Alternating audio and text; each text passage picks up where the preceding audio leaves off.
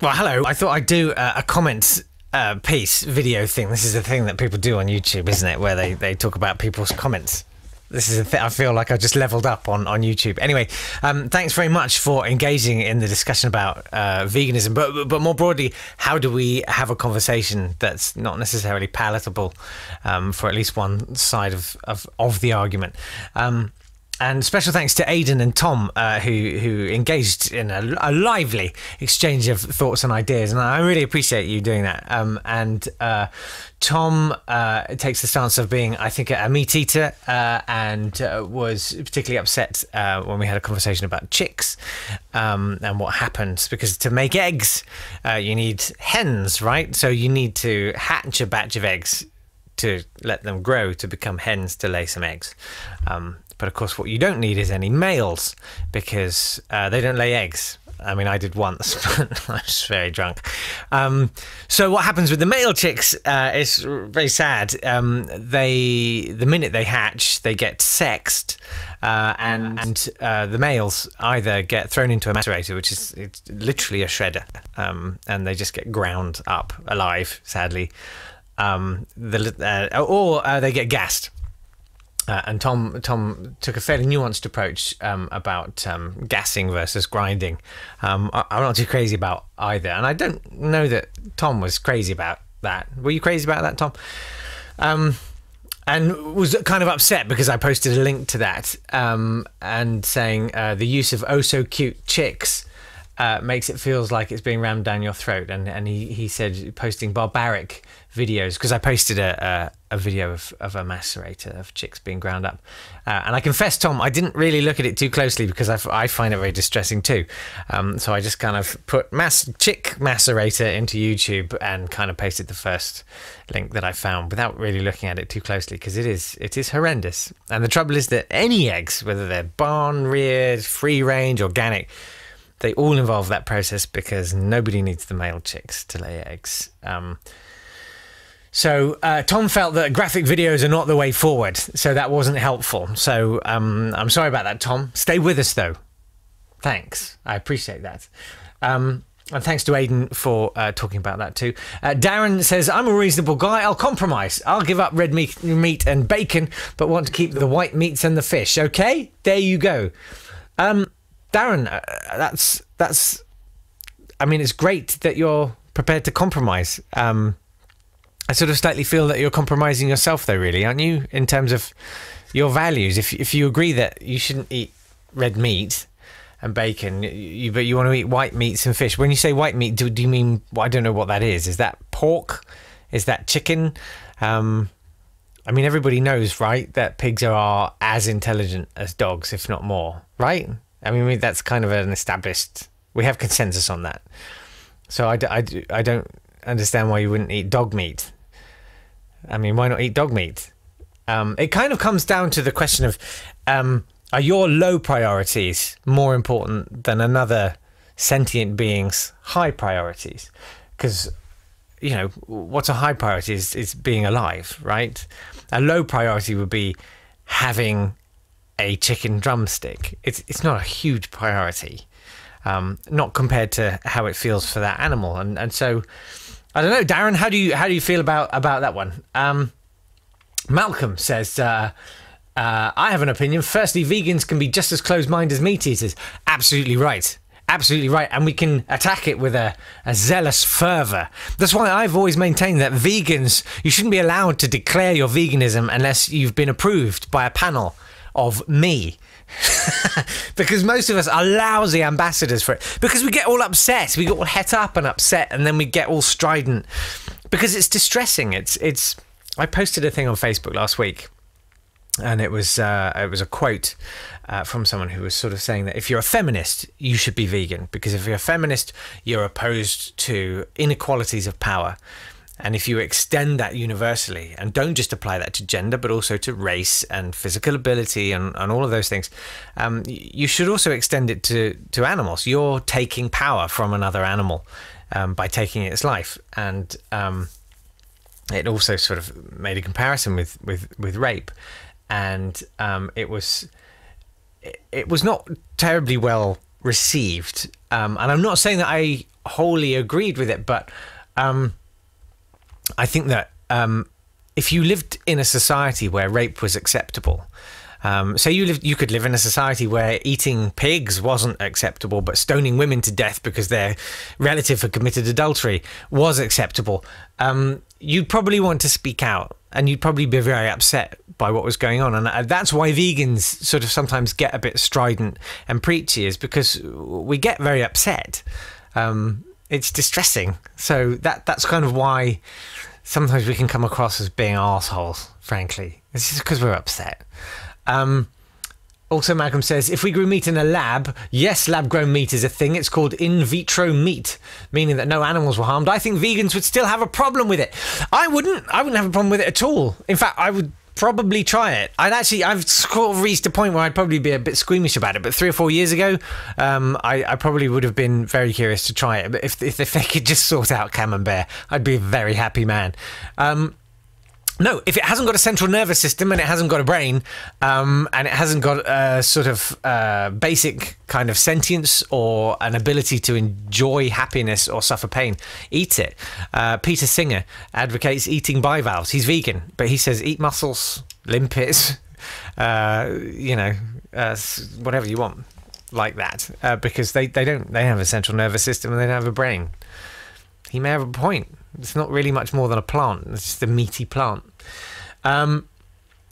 Awesome Ducks says, with feminism and a lot of social justice issues, a lot of my friends took the piss and mocked it.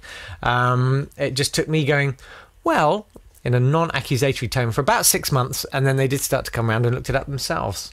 Well, that's great. So I just need to go on YouTube for about another 6 months going, well. So that's my first, well. I hope it worked. Incrementally, we'll get there. Awesome Ducks does then go on to say, I do think older generations are more of a lost cause, though.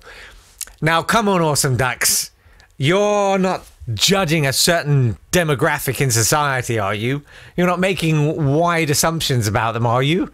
Because we can't do that, can we? No, of course we can't do that. 666 Deadman 1988 says, what made you choose that? Are you okay? Do you want a hug?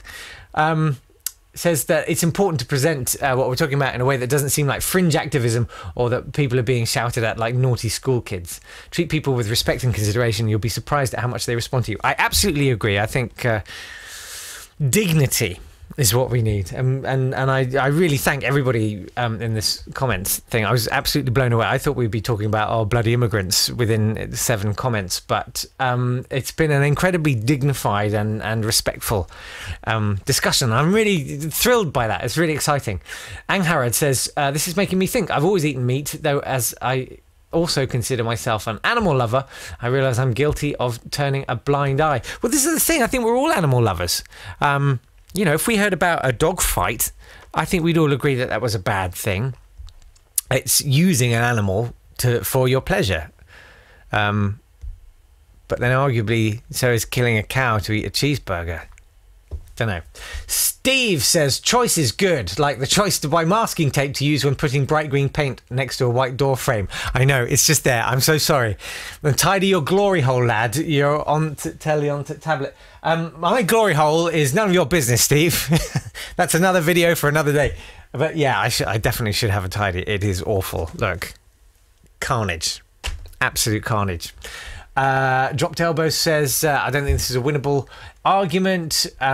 People are bloody minded. The second some people are told they shouldn't eat meat, they'll be off to KFC just to buy a bargain bucket to eat at you. You're absolutely right. And this is, I think that's that sort of defensive nihilistic. It's like sort of a child kicking over a tower of bricks, isn't it? When they're told they have to go home or whatever. It's a kind of like, well, look, I'm going to completely break it. I'm going to look at that. I've broken everything. Matthew just says, Len Goodman. Oh, you charge so hard. Ah, you're a lovely. I'm going to punch you. Ah. Stunning array of came with a long thing sort of saying that I muddied the waters by slipping in a ban on smoking in public places in the first piece, which did have an effect on other people's health. The thing is that meat eating does have an effect on other people's health and your own health hugely. It's the single greatest producer of CO2. Like, never mind your car. You can drive, I worked it out, and it was something like 70 miles is the same as eating a burger in terms of CO2 emissions. It's a horrendously intensive thing. It takes 100 times as much water to produce a kilo of beef as it does of grain. So it's a terrible thing. I think it's something like 3 steaks, you could fly to Paris. Same CO2 emissions. So if you do worry about all of that, then the single greatest contribution you can make to really joyfully enjoy the rest of your life and the emissions that it causes is to cut out meat and dairy. Stunning Array of also goes on to say a totalitarian religious or political state is probably your best way to achieve your aim. Well, I'd rather people just, got there by themselves. I'm saving up my totalitarian state for all sorts of other crazy shit. Lewis Williams talks about there are physiological reasons not to eat meat, and yeah, I agree with that. That this whole myth that we're supposed to eat meat and we have to eat meat. We were designed as sort of omnivores. We were designed to sort of make do with whatever we could find. But we're sort of past that now. We don't have to do that. I think we have a choice. Anyway, we talked about that. Condec Chair says, really should be a radio DJ chap thing. I agree, man. Look at this little man in his own house doing nothing.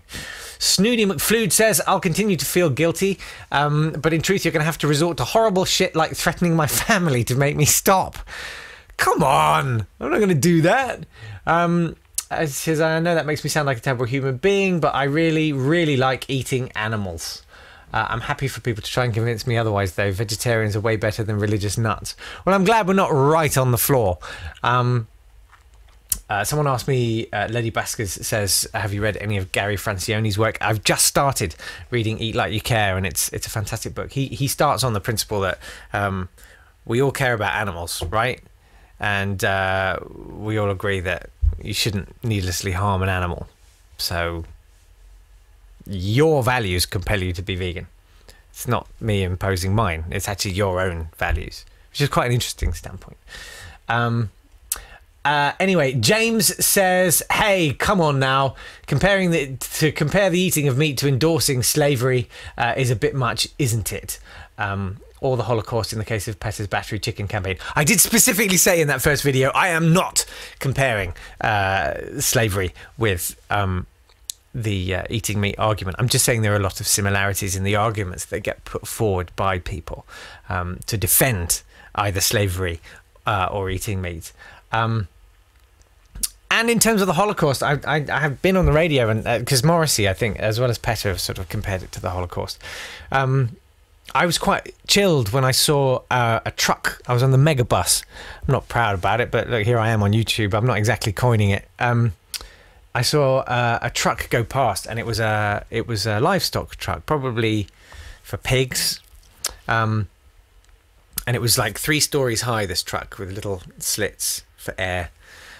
And it terrified me. And it was just going down the M1, sort of minding its own business. But it was the idea of being inside that. And I think it was at the same time with all of the Syrian migrants things happening, and all this talk of processing people and all this kind of very scary kind of language that suddenly gets used. And I'm just saying, it's an industrialized, mechanized slaughter. It's systematic, and there is absolutely no room for discussion in it, and no quarter is given.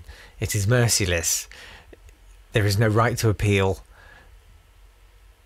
Is that not a Holocaust just because it's done in animals, not humans? Could we not call that a Holocaust? 60 billion animals a year. 23 Stork says, Matt, I'm a moral nihilist. Well, that's a bit of a cop-out, isn't it? I don't think you are, really. I think you just need a hug. Anyway, thank you for all your comments. This has gone on for so long that I'm going to have to cut it down. But absolutely fascinating, and I'm very grateful. This is definitely probably just one for the people who've made the contributions to the comment section. But thank you. Keep them coming. I'm sure this conversation will run and run. Okay, bye. I'm going to do some jokes now.